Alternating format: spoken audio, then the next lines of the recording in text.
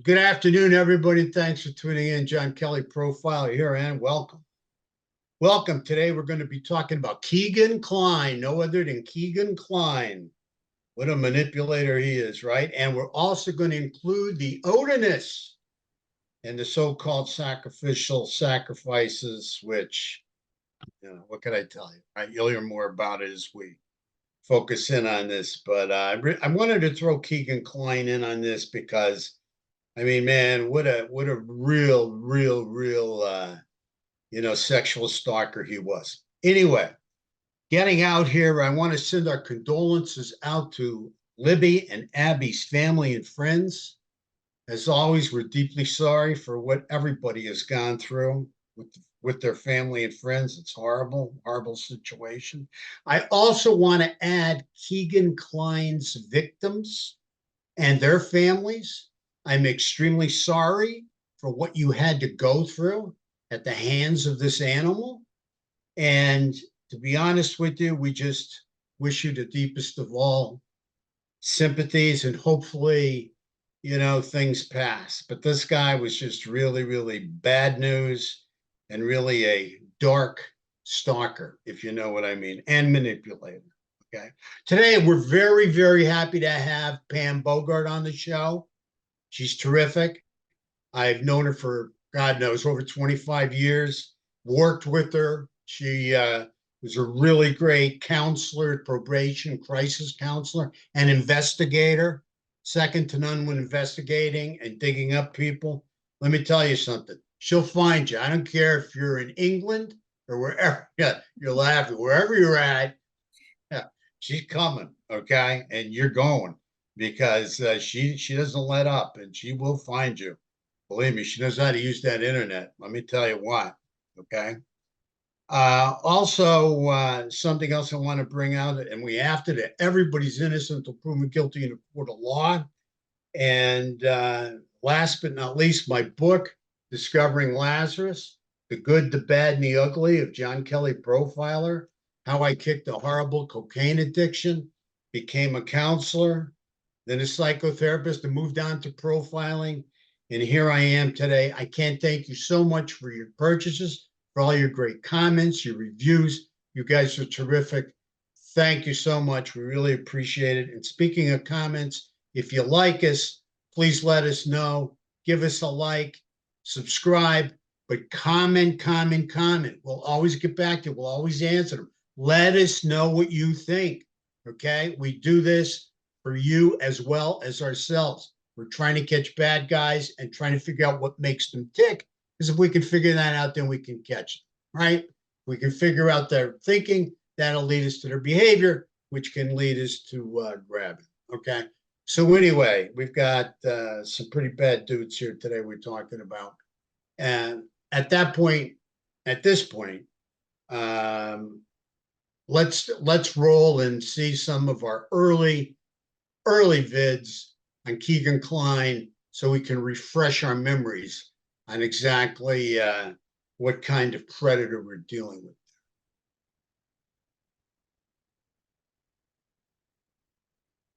Okay, and it's all visual. It's all this Anthony shots, the good looking body on him, the money he has, the cars he has. This is who he's pretending to be. This is all visual stuff, okay? When he's corresponding with his victims, that's pretty much all visual, okay? He's really manipulating them in an extremely visual way.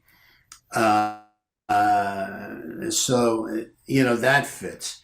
The other part of it is organized. I really believe he's very organized. He'd have to be organized to pull this off, to get away with it as much as he did.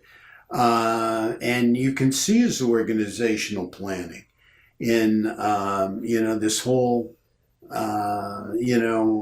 Anthony Shots scam. Okay, I mean, it is very well organized. He has various devices. So some planning went into this. And, I think that fits, part of our profile There's other parts of the profile I don't see him fitting. We called the fellow that killed these girls, the killer, a hunter. Okay, I don't see yet or hear of this guy being a hunter. I'm kind of feeling that with Kegan. I'm feeling, and I know a lot of you guys are too, because I've seen it. I've heard you talk about it, that you believe the manipulation is going on as well. You see, we have to kind of think that Kegan manipulated the police and going down to the river and looking for whatever in the river. Okay, because they took him out of jail and they brought him down there in one day. Why would they do that if they didn't want him to give them some direction on where to look for whatever they're looking for? Correct? Okay. So, do not put it beneath these guys to try to manipulate or use the cops in any way, shape, or form they can. I mean, whether you're a young girl in front of Kegan or you're the cops in front of Kegan, the manipulation could take place. Okay? Because I believe he's the master manipulator, and how he catfished all those young girls, I really have to believe that. And that's why I'm kind of connecting him to Henry Lee here. Okay. So we take a look, first of all, at master manipulator Kegan Kline, and then we get back to talking about, this kind of fantasy. I think it's a fancy or fictional story about the Odinists and the sacrificial sacrifices and all this and that. But first things first, Kegan Kline. Pam, you and I talked about this going back, right? I mean, I just look at this guy was really up against it. And he's got to come up with the story. He knows the cops want to find out who killed Abby and Libby. So this guy is trying to find, an ace in his hand somewhere. He's trying to get an edge because he's facing a lot of time for stalking these girls under this Anthony Schatz profile and everything, and for getting nude pictures from them, for really taking advantage of them in a very sexual way. So the question is, how does he come up with some kind of strategy to get himself out of trouble? Right? That's where I'm going with it. And I think that had a lot to do with getting the cops to take a look at maybe his father, allegedly his father, taking a look down the river, in the river, looking for some kind of weapon, maybe, but this guy was all about and had no problem at all in trying to manipulate the police, because the way I'm looking at it is he had nothing to lose. This guy's facing major time. He's got to try and pull a rabbit out of his hat somewhere, I mean, just, in your words, how do you see this? How do you break this down? There's no wrong answers here. There's just opinions. Go ahead. Well, do you think John he was interested in the game at all? Like, the fact that he was like, dragging the police and everybody else all over the place, YouTubers, everybody went down that rabbit hole. Right. I mean, he had people going, and I think Barbara McDonald from down the hill, she went and interviewed him in jail.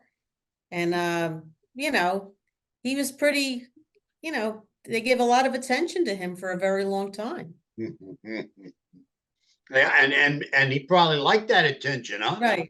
Right. It gave him a chance to mess with people because he, if he's a mind, Yeah, these guys love the stimulation of the game. You mentioned the game in the beginning, and they loved that. They loved the stimulation of the game and the taunting. I mean, I see it consistently from different serial killers that I'm in contact. I mean, they have everything to risk by talking to me.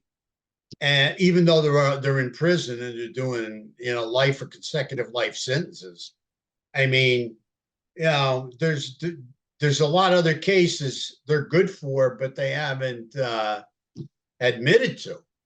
There's other women they've killed out there, but they just haven't admitted to the murders. So when they're talking to me, they kind of taunt me with that. It's a head game. They love the head games. They love the stimulation, which Right. is the taunting, and they get off on that. They get off on that. I mean, it's pretty crazy, but it's the truth. They actually come alive. They feel alive when they're involved in this kind of stimulating, taunting conversation. I mean, because usually if you are alone with any of them and you're not into any conversation, I mean, it's like deadpan. It's like they're dead. I mean, the taunting, the stimulation really makes them come alive. Pretty strange, like when you boil it down, killing to feel alive. I mean, they get so sexually excited when they're hunting and stalking. I mean, that's a high in an addiction for them. It didn't he even put out there that that he actually showed up and he didn't, he didn't find the girls? Yeah, He that's actually that showed up, that allegedly has been out there. and that Yeah, his father yeah. was, or he was waiting in a Jeep, right? But then And that then, there was nothing to support that. yeah, there was a couple different things. One, I think Kelsey found his phone number and Kelsey called him up. I can be wrong here, but allegedly. And he allegedly told Kelsey, oh yeah, I was waiting for Libby, but she didn't show up. Now that's one story that's out there. How true it is, I don't know. We'll have to wait and break that down for sure. And then there's a story about him and his father being in Delphi, and the father leaving and going to the bridge or wherever he told Kegan he was going. And from the alleged conversations that are out there and talk, he was going to go get the girls, and Kegan stayed in the car. And this would add to his story and his manipulation, because he was going to blame it on the father, take a shot at blaming it on the father. I mean, you got to understand, and I want the audience to understand that this guy's facing major time at that point in time. At that point in time, he's facing major time. Now, there's nothing going to get him out of that except maybe the most famous case in Indiana history, the biggest whodunit, who killed Libby and Abby. So if he can come up with an answer there, even though he got to throw his father, as the captain mentioned, under the bus, right? If he can hang it and stick it to his father, right? Maybe there's some way that he can slip out of it. I mean, those are the allegations that are out there. And again, they're just allegations that everybody Well, talks. But I think he would. I think he would definitely, you know, uh, throw his father to the wind if it could have got him a reduction in sentence. And I'll get more into that. Go ahead. I was just going to say, if he was watching everything during the time that all the Snapchat stuff came out about him and about Anthony shots and about, he was realizing maybe that the profile, especially the one you put together, right, the team, kind of could have, matched his father, because his father was a hunter, right? His father was familiar with the bridge, like, would go to that area a lot. So there were many reasons where his father would have like maybe fit into that mold. And he, Yeah, maybe. and something I forgot to mention in the opening, and I want our audience to know, Pam, our fans to know, and the audience to know, that Pam is a member of STARK, System to Apprehend Lethal Killers. So she's on our team as well. There's no question about it. And she's excellent with her research. Excellent, excellent. But yeah, you're absolutely right, Pam. I mean, there's no question about it that, you know, he was trying to figure out who to hang it on. And I think that he was going to try and hang it on his father in some way, you know? And I mean, that tells you a lot about this guy. But, you know, there's something else. I think his plan went something like this. You know, I'm gonna turn around and I'm facing all this time. Okay. They're stalking all these young girls and getting pictures of them in the nude, taking advantage of them. So I'm going to create a story, and the story is going to be that I was in Delphi with my father, and my father went and probably, you know, did the deed. And then, you know, what I did is I can say I was there, I can put my father there. Uh, and then when you look at it, what I'm going to say is that, you know, then I saw my father dispose of something in the river Yeah. and lead the police to believe that this is, you know, evidence. And now if they can find it, they're going to have my testimony. I'm a witness. Also, you know, this has been thrown into the water. So, you know, if they can find that now, they'll have physical evidence of a weapon, maybe a knife or whatever, a gun, I don't know, right? So Mhm. now I'm going to take all that, right?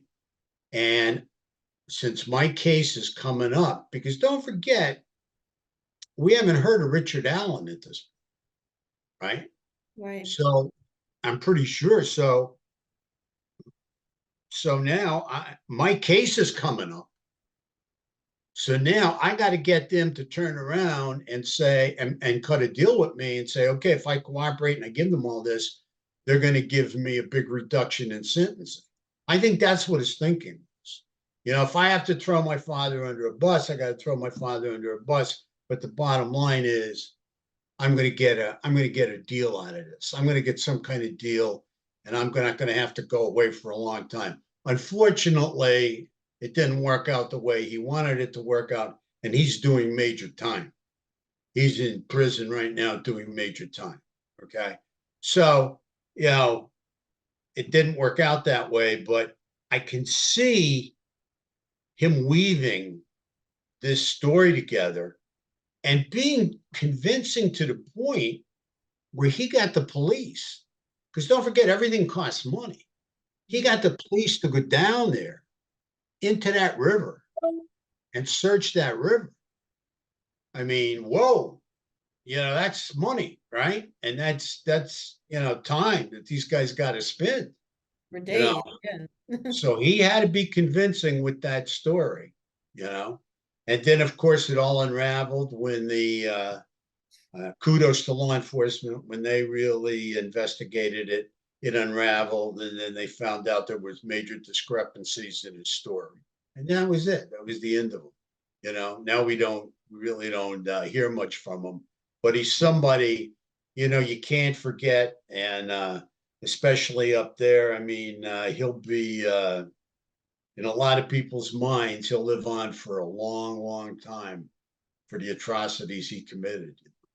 Do you think that when after that, did they find anything in the river? Because after the river search, or you think they hit a dead end and then they moved on to, you know, going back to the very beginning? Because not so soon after that is when Richard Allen got arrested. Yeah, it wasn't that long after that. Yeah. I think they absolutely hit a dead end in the river, and you know, they really kudos again to those guys up there. You know, to you know, the local cops and state police. I mean, you got to understand I mean, that river's moving and you're dealing with currents and everything else. And they really went the extra mile, boy. They really, really wanted to get, the killer of Libby and Abby. I mean, they went the extra mile all the way around. If you look at everything, I mean, you look at all the different people of interest we had pop up in this case, who were viable people of interest, very viable people. And they had to go through the elimination process with all of them. It's just pretty intensive, pretty wild. And they didn't spare a penny. They weren't scared to spend money and put the man hours in, and hopefully they got their guy. Again, he's a suspect. He's innocent to proven guilty, but they've landed on Richard Allen, and I think they've got more evidence than they need.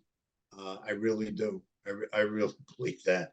I think they really have him in a solid way, because you're talking about a full court press. You're talking about the locals. You're talking about the county investigators. You're talking about the state police. You're talking about the FBI. I mean that's the whole gang that was involved here in investigating this case. They all came together to work together. So I think they achieved their goal. Whether he'll be convicted or not in court is a different story. I personally think there may be a plea deal, and he'll plead out. And there's a part of me too that is very concerned about him being in the county jail. Somebody striking out at him, or because it's very easy access, as you know, in county. Yes. Really, I mean, really easy. And or if he did suffer from all this depression that they talk about and was suicidal. I mean, as I mentioned before, the biggest risk for a suicide attempt is a prior suicide attempt. Right. And we know it's impulsive. Right. Lots of times. So anything could happen at any time. So let's keep our eyes on Indiana. What say you? What do you think about the defense's strategy now? You think that the jury is going to be sort of affected by that? Well, I think there's a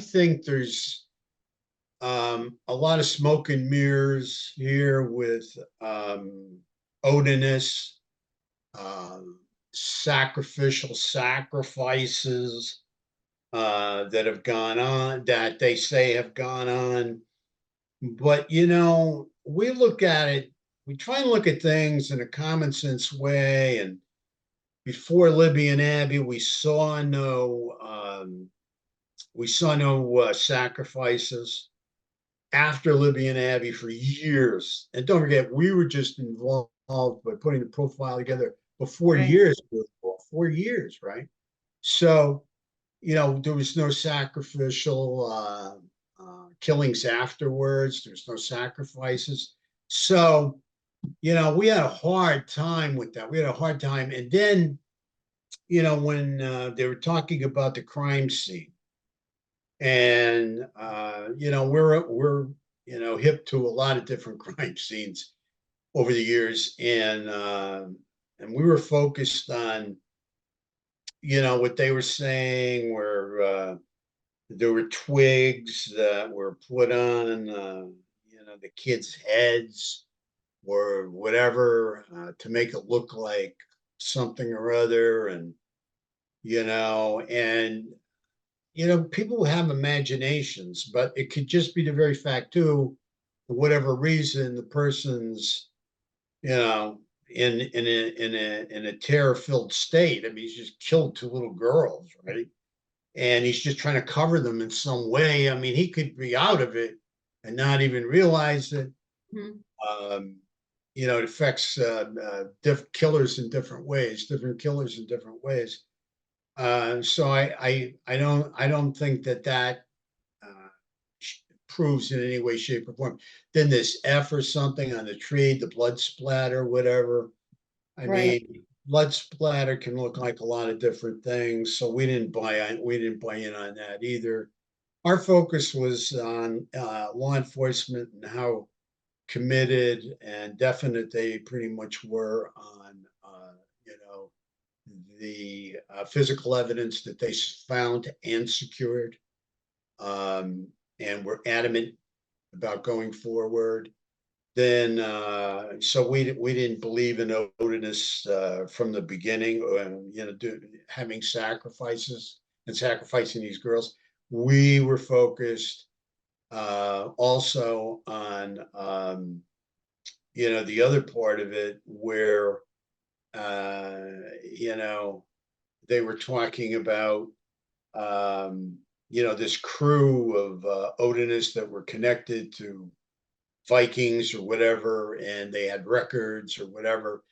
But obviously, they couldn't put them there, and whoever killed these girls had to be put there. So obviously, they couldn't put them there.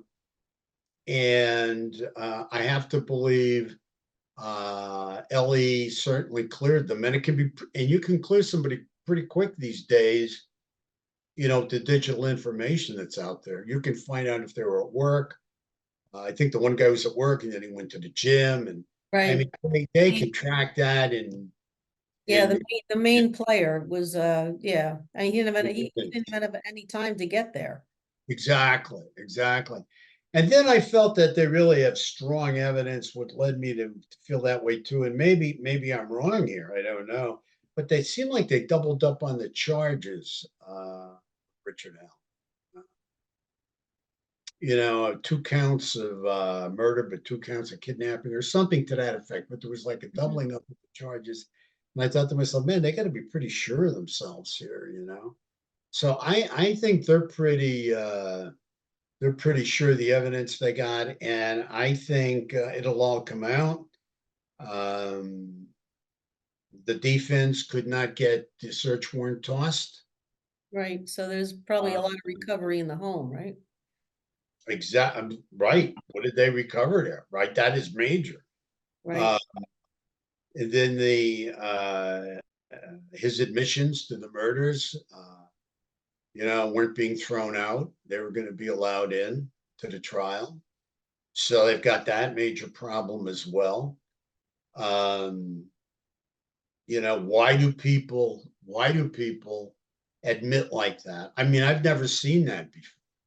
I've never seen that before where people will go through that many admissions, especially to family Right. on the phone, because they know the phone's being recorded. That's Their what I mom, was just going to ask. Why would somebody do that so many times to a family member if they know they're being recorded? yeah, that's it. That's it. Yeah. There's no question about it. And remember, as far as a psychologist goes or a therapist goes, if you feel a person is a danger to themselves or to someone else, you have to report it, Hmm. right? So, they're, I guess trying to keep the psychologist from talking in court and going on the record, but you're going to have a hell of a time with that because if in her mind, she believes, that he was telling the truth. I mean, how do you not report somebody like that? What do you do? Let them leave and, let them eventually get cleared and walk out of court and kill again? Right. What if they kill again? I mean, that psychologist would have some responsibility, right? If she was told by Right. him and she was convinced by him, that he was a killer. I mean, I only know what ethically the laws are that we have to follow. And that's one of them. I mean, if you think somebody's a danger to themselves or someone else, and you can't, or child abuse, if you pick up on any child abuse, it's got to be reported, mandatory. If you don't report it, you get arrested. Right. exactly. I mean, you're breaking the law. So, what else do you have to say about that? Because you ran into this so much in probation and not murder cases like this in probation, but a lot of different things. Right. I was thinking while you were talking, though, I was thinking about the memorandum where they did bring up, the first memorandum about the Odinists. And the fact that do you think there's going to be any repercussion for bringing up people's names that instead of it being redacted because they were right out there, and even the names of their family members, you know, I mean, is that supposed to be? I mean, I wouldn't think so, right? I have never seen it as Yeah. many times as I've worked for attorneys, and the attorneys, I must say that I worked for and worked with were the best, most ethical guys around, criminal defense attorneys. I mean, I never saw this. People, thrown to the alligators like this. I mean, The only thing I could think of, John, I just like supposedly there were three police officers that were investigating and they had this theory, remember, and they were supposed to give it to the prosecutor at the time and it never made it to him and they were making a big stink about that. So maybe they feel that because the names were already put out there in some way that they had the ability to, be able to, repeat them. What do you think? well, you're right. You're right. I think that the names were kicked around, Mhm. um, and were out there, rumor control kind of thing, and then it Right. just picked up steam from there. I did a video early on, like maybe 3 years ago, 2.5 years ago, and it's on YouTube on embellishment. Mhm. I've been mentored by Frank Adamson, who I believe is one of the finest detectives that ever lived, that ever, you know, uh, worked homicides. I mean, he's a real solid, extremely smart homicide detective, and he was the commander of all the detectives in the Green River case, right? And I worked by him for him, right, when I was up there, and I learned from him.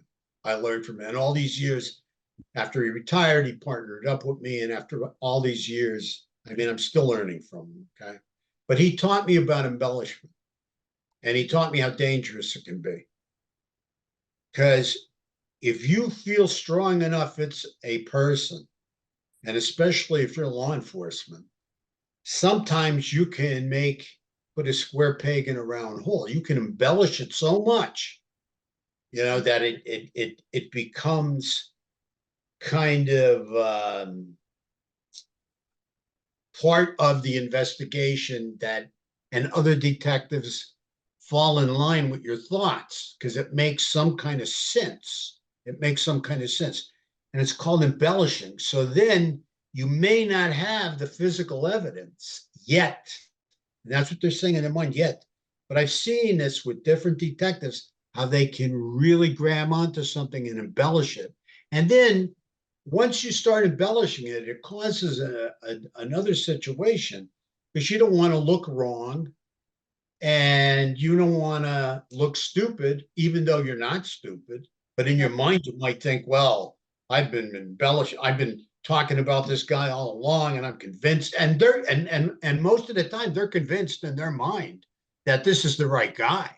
These are the right guys. They're just not dreaming this up. I mean, they really believe this. These are the guys responsible, and they have reason to move forward with this, and they can't understand why another department, investigators from another department, won't move forward with it. Mhm. Well, you know, the simple reason can be is that the other department, like in this case, Delphi, has physical evidence, something that they really do not have, with the Odinists. Okay. maybe they have what they consider solid or really good circumstantial, but it's not physical. And the detectives, from Delphi, they've got some solid physical evidence. Okay. I mean, just off the top of my head, they have him there on the bridge. Right. Okay. They have Richard Allen on the bridge. Right. They have a guy that's local, very familiar with the area, and they have a spent ejection round, round that was ejected with the markings on it that they feel is comparable to his pistol and matches rounds have been ejected from his pistol. Now, that's just not them saying that. Right. I mean, these guys have the FBI involved here too. Yeah. So they've got some pretty solid evidence. So it's really hard to move towards, something that might be more hearsay, rumor control, and whoever the players are, and what they're talking about, and how coherent it is too. Like one guy saying, "Oh, well, I spit on a body. Will I get in trouble for that?" Hey, come on. I know. Yeah, no, well, why were you there spitting on the body? Of course. But the problem is, you know, uh, it's very, I have to believe that could not at all be substantiated. And these guys, for whatever reasons, realized that. Are you talking about like the person that spit on the body was one of the supposed Odinists? Yeah. Yeah, I think that person is very low functioning though. Like so, yeah. Yeah. If you're saying talking like that, well, I wasn't, I didn't kill them because I get in trouble for spitting on their body or whatever. Yeah. I mean, that's pretty low functioning. I mean, that'll get you on a gurney. You know what I mean? If somebody follows up and, put that away. I mean, took that into consideration and put him away. I'm sorry. But the bottom line here is I think there's a lot of smoke and mirrors there. And I'm really in the camp of law enforcement. I think they did a great job. They're doing a great job. And I think we don't have to wait too long to see the results of all that work. I agree. So anyway, I think that's it for today. Is there anything else you'd like to talk about on this case? These cases, Odinists and Kegan Kline? I don't think so, John. I mean, and they found absolutely no connection between Kline and Allen, right? They're not that I know of so far. Yeah. Not that I'm looking for it. Maybe it is. Please, to our audience out there, if you know of a definite connection, please let us know. We always love your comments. We love your feedback. You join the team here when you, log in and give us some time in your house and some time out of your day. We appreciate it. But not yet, Pam. I haven't seen anything. Yeah, I haven't either, but I guess they were just chasing one lead for so long and then they came across another. So absolutely. And it was a long time with Kegan Kline and dealing with his BS and manipulation and everything else. Well, John, didn't that happen? I mean, I'm just bringing this up didn't that happen with the Golden State Killer? Didn't Paul Holes have another suspect that he was pretty sure of, and then all of a sudden he had to change up? And, it happens all the time. The embellishing. It happens all the time. It happens all the time. And, just getting back to what Frank taught me was don't go out to prove the guy's guilty. Go out to prove he's innocent. Because if he's guilty, you can't prove he's innocent. Right. So the more you try to prove he's innocent, you won't be able to because he's guilty, right? So the case will only get stronger against him. Go out to try and eliminate him, not prove he's guilty. Yes. And if he's guilty, you won't be able to eliminate him. That's right. right? That's right. That's how to because we all have been guilty of embellishment. Mhm. All of us, oh man, and I myself, up in Green River, man, I won't say I didn't have the reasons to embellish, just like Paul Hall said that. I, Right, I did have reasons, realistic reasons to embellish. I mean, these just weren't feelings coming right, out of right. left field, but still in all. And the other part of that is too, we tried to clear them and we couldn't. So I mean, what can I tell you? It came down to between him and Ridgway was the winner. And he's Mhm. doing life. He's doing life. Oh, yeah, but we couldn't clear this other guy. We couldn't say definite. That we couldn't. I mean, he popped up in different places where he shouldn't have been, and there were crime scenes there, and a whole multitude of things. And let me also give all my respect in the world to the Green River Task Force. The men and women alive and dead that really worked their ass off on that case for all those years, and really have they're unsung heroes. Nobody knows their names, but I respect them because I followed that case long before I was up there, with Frank and giving my 2 cents on it. And getting back to Kegan Kline, if bullshit was concrete, such a manipulator, right? Bullshit Right. was concrete, he'd have a 4-lane highway going through his mouth. Okay. Because this guy, I mean, he had his story. Like you mentioned, he had people sending him money in jail to make phone calls and everything. I mean, he had girls calling him while he was in there. I Yeah. mean, that's his victim. Females, he likes to manipulate and control. Oh, he Uh, was probably loving it, right? oh yeah, loving it. He would have liked to have gotten some pictures, I'm sure, while he was in there, but Mhm. probably didn't. That's a big no-no. So I don't think they would have got through the mail. Mhm. So anyway, is there anything else before we break? Not that I can think of, John. Yeah. Yeah. Pam, thank you so much. This is Oh, very you're informative. welcome. Thank you for having me on. Very, very informative. Thank you. It's a great day. I want to thank our audience. We can't thank you enough. As we said earlier, please continue to check us out, continue to comment. Most importantly, make it a great day. Stay safe out there. Very violent world. Stay on your toes. God bless and take care. Thank you. Thank you.